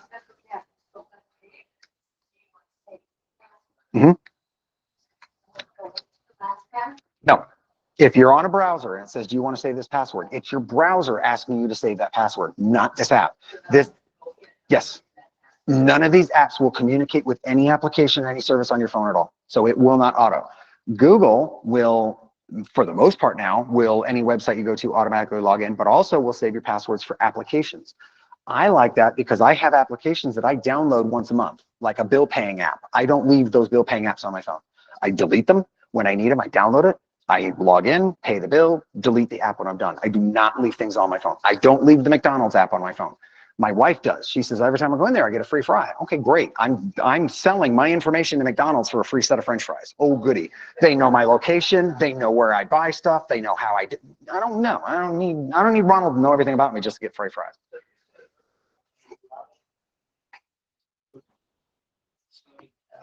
Yes. There's 2 different ways. I know of Google, there's 2 different ways. You can simply go into your settings, and it's a password setting, and I can show you that. And also, it's now saved in your wallet, in your Google Wallet. Apple, I think, does the same thing. Apple has Keychain, which is basically where your stuff is stored on your phone. That translates over to Mac and everything else. So Keychain is what Apple uses, but you can also see it through your browser. So normally the Keychain app, which is a standalone, well, technically it's not a standalone. It's a standalone app in that you can click on, you know, you see your stuff, but that's what Apple calls it, is Keychain. No, it won't put it into any of these programs at all. These are completely separate and will not communicate. Keychain. Apple will, yeah. Keychain will automatically enter it. Yes. Yeah. It'll normally ask you, do you want to update? Yeah. So you normally can say, hey, I just saw a new password. Do you want to update it? Yes, I do. Now, you may have to go into settings to enable that. So you may have to go into your settings and security profile to say, yes, save my passwords. Yes, update my passwords. And that's where you kind of get into the weeds of settings. But it's a weed. You look at it, you look around, you play with stuff. You really can't mess anything up because you can always reset something, but make sure you don't switch something on that you don't know about until you know what you're doing. Other passwords that you want to be aware of course, your phone password. Normally, your phone password is on an Apple, a 6-digit number. You have to pick a 6-digit number. You can, on an Apple, change that back to a 4-digit number again. Yes, so you can do that. It requires a 6, but you can switch it back to 4. On top of that, they'll do the facial recognition or fingerprint scan, depending on the phone you have, okay? Google will do 4 different kinds of passwords. You can do a PIN, which is 4-digit number. You can do a password, like a big long password, pain in the neck. You can also do a biometric fingerprint scan or facial recognition, depending on what your phone can do. Or on Google, on an Android phone, you can do a pattern. It's a 9-digit or a 9-dot grid, and you draw a pattern in that grid. I love that because nobody can ever guess that, ever, ever, ever, ever. I love that. That's what I've always used. I've used the same thing for 15 years. Your tablet, same thing as your phone, has a password protected. This password is this tablet is password protected, and I actually have to put in my password or my fingerprint to get in. Your computer should be password protected. It's in your house, but why do I have to password protect it in my house? I trust my husband. I don't need my password.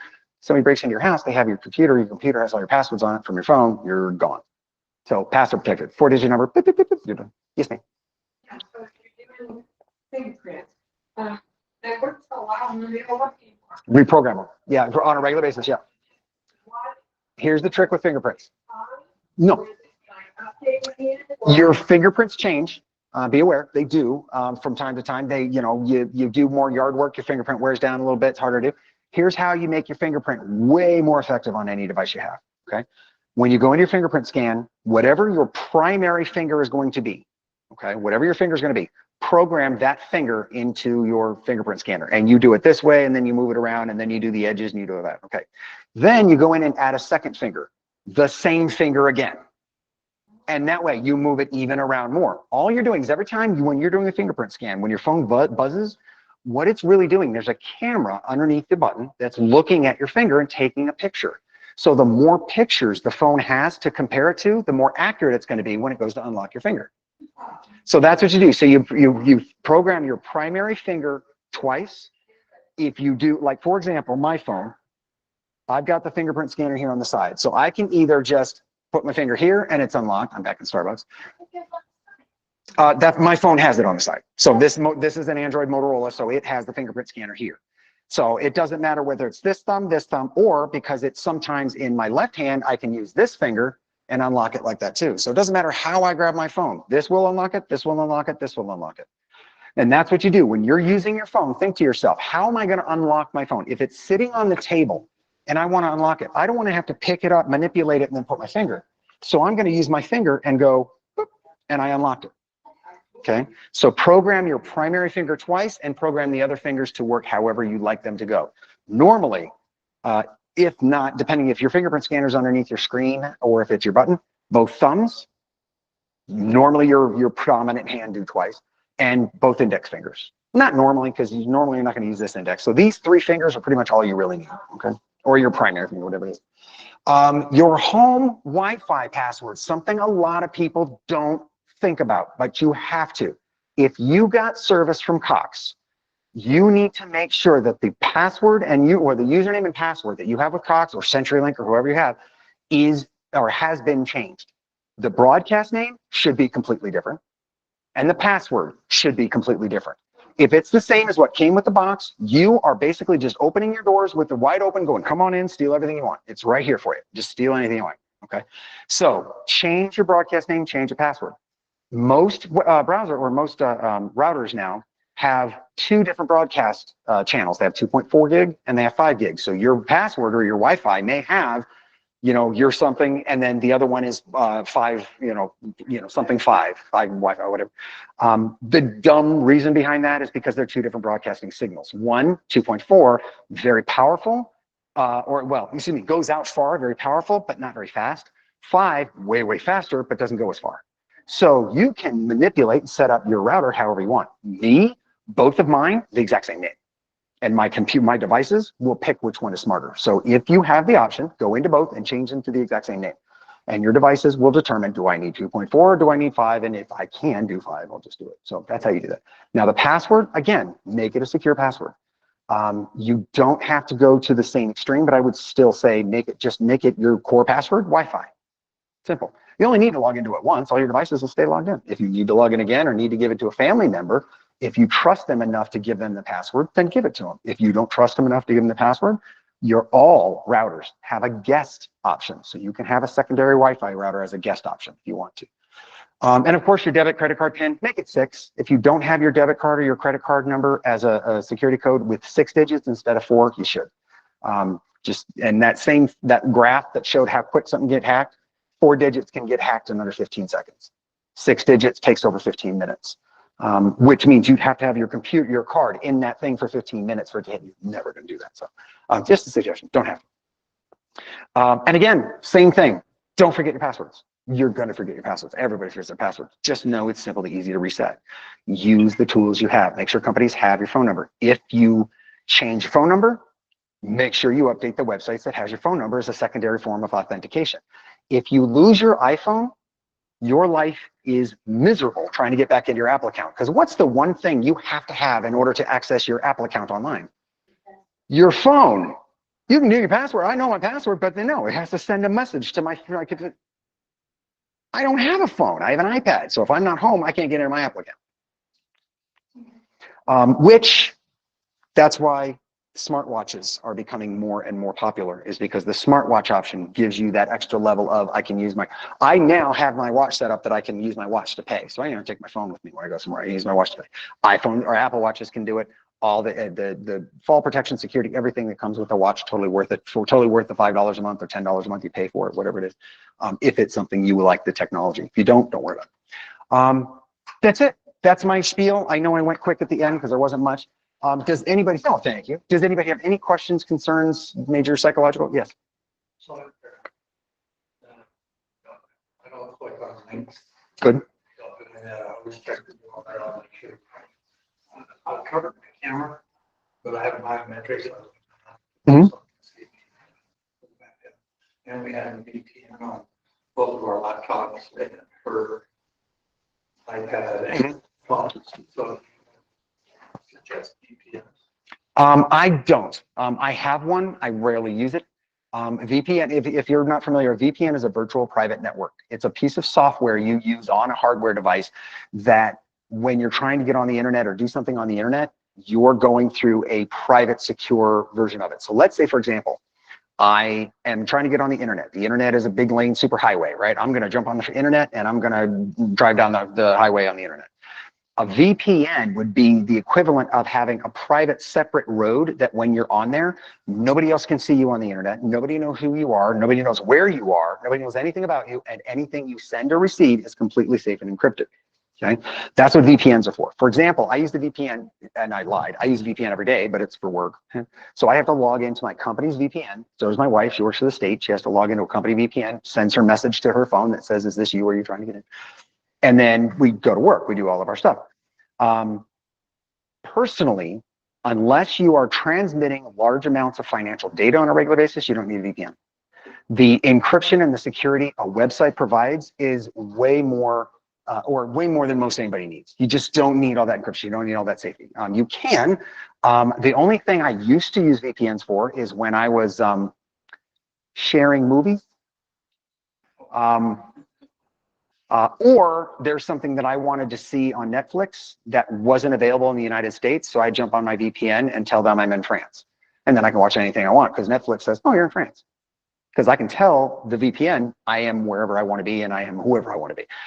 Again, it's just the amount of slowdown you get from a VPN, to me, off centers the benefit of it. It's just not needed. Just not. What's that? On the internet, you're gonna go buy something, it's okay to purchase it, you're gonna go buy something. If you put it on, well, we want to see, look at one thing and then get only that.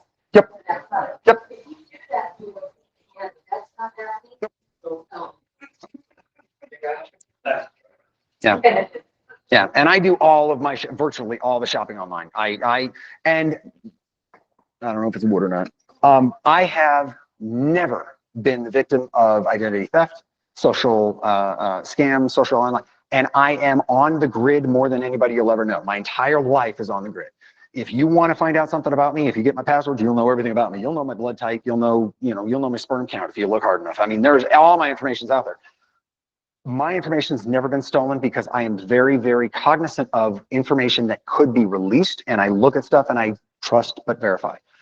So as long as you are not complacent when you're doing online, as long as you're not doing something you shouldn't be doing, and as long as you don't think that you're going to get away with something or get something out of a benefit that is really, if something's too good to be true, it probably is. You ever heard that saying? You're not going to have an issue. You just you stick to secure sites and protect yourself. That's it. You're very welcome. Thank you, everybody.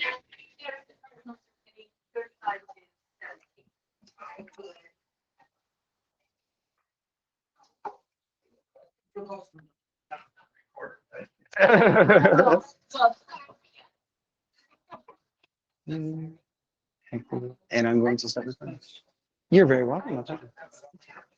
You're very welcome. Thank you. I hope you guys come back again next month. We'll do another one. And, I'll send you. I don't know yet. I have. I'm probably going to do. I'm going to stop logging. Thank you. Recording. Stop recording.